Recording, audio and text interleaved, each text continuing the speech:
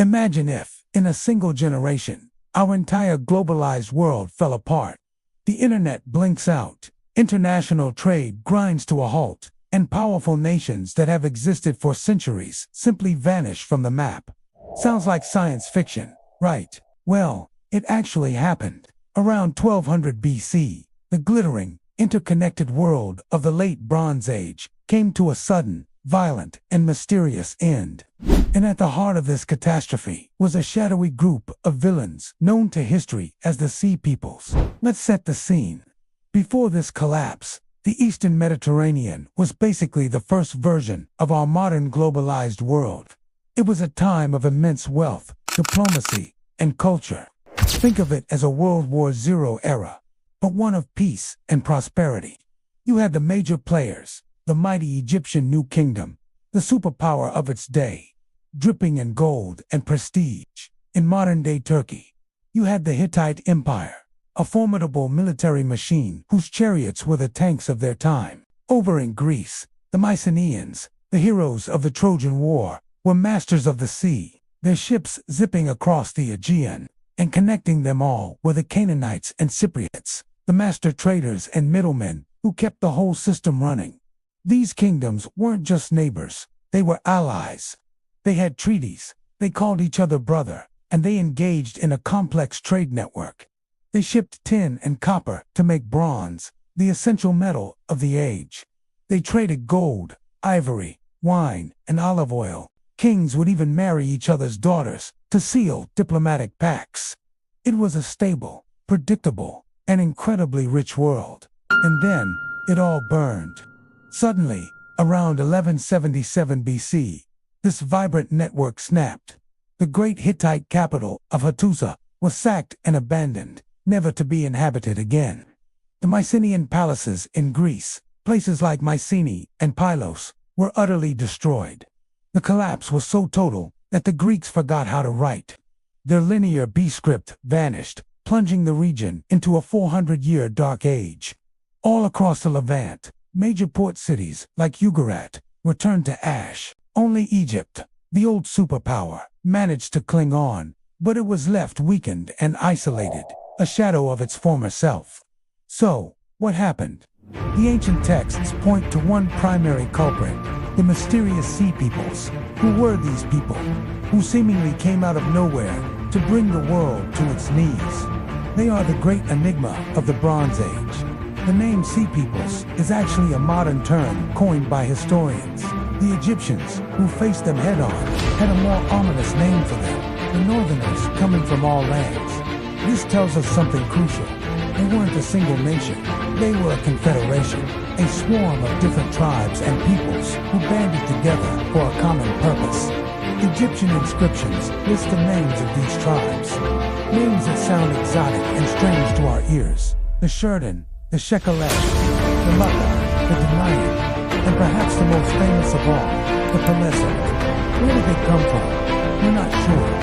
Some theories suggest Sardinia, Sicily, or parts of Anatolia and Greece.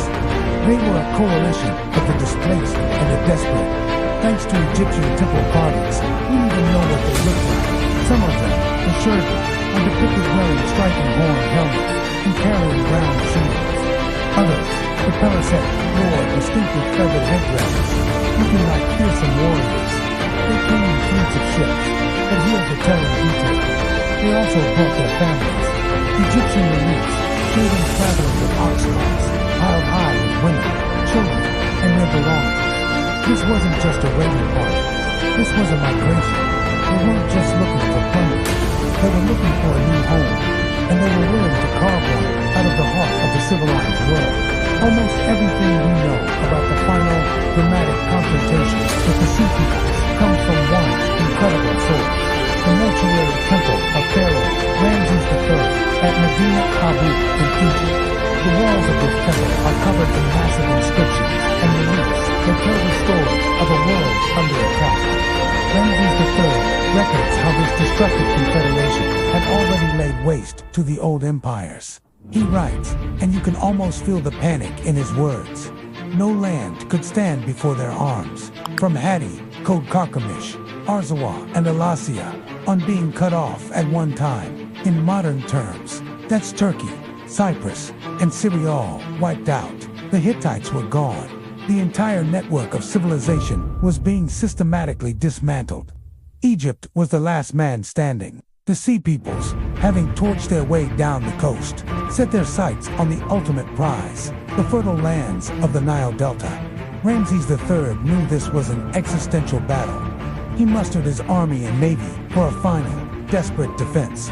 The Egyptian reliefs show us the climax, a chaotic naval battle fought right at the mouth of the Nile. Egyptian archers rain arrows down from the shore, while their ships, more maneuverable in the river, grappled with the taller, heavier ships of the Sea Peoples.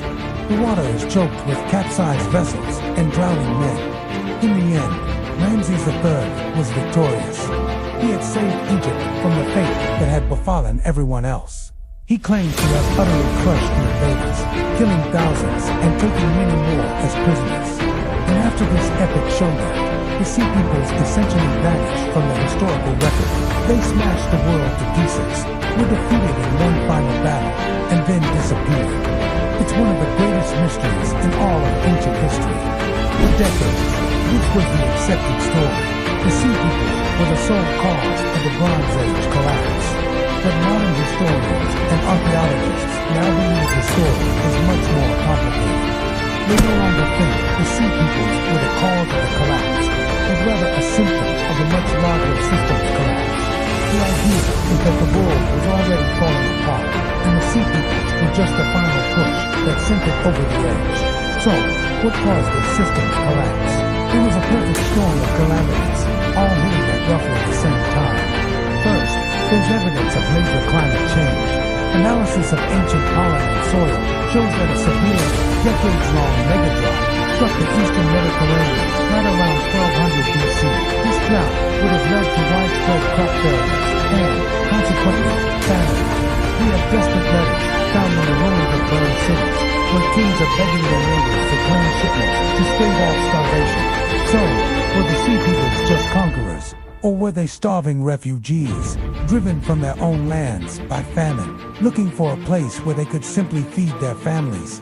Second, geology tells us this was a period of intense seismic activity, an earthquake storm. Many of the destroyed cities in Greece, Turkey, and the Levant show clear signs of earthquake damage. Imagine trying to fend off invaders while your walls are literally crumbling around you.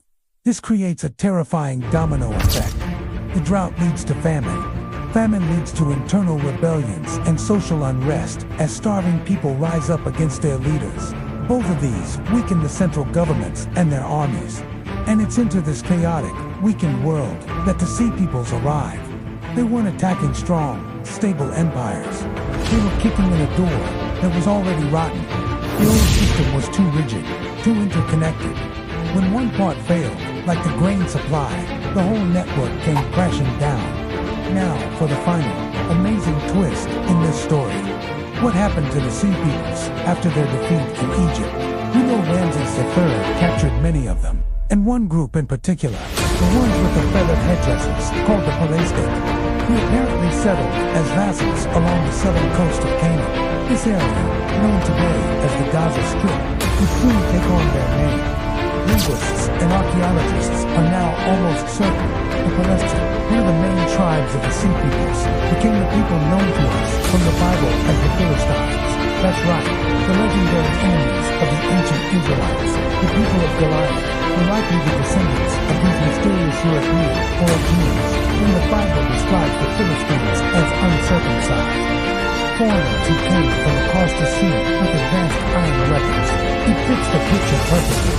The giant Goliath, a champion from the Philistine city of Gath, was probably the distant heir to these same warriors who had worn feathered headdresses and burned the Bronze Age world to the ground. So the story of the Sea Peoples isn't just about a collapse, it's also about a new beginning. They were destroyers, yes, but they were also migrants who settled and became part of the new Iron Age world that rose from the ashes of the old. They remain one of history's most fascinating and impactful mysteries. A stark reminder that even the most powerful civilizations can disappear in the blink of an eye. Thanks so much for watching. If you're fascinated by the mysteries of the ancient world, be sure to hit that subscribe button and click the notification bell so you won't miss our next deep dive into history. See you next time.